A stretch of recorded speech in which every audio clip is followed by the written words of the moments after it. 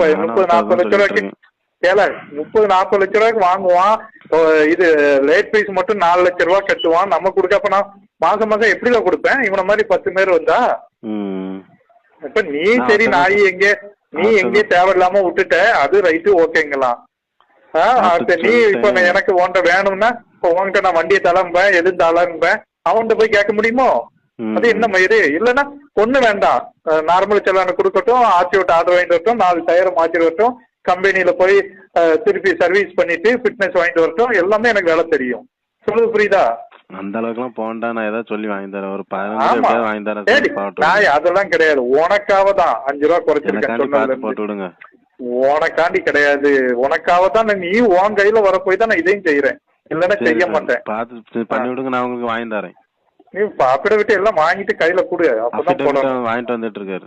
வாங்கிட்டு வா, நான் சொன்னதை கொடு.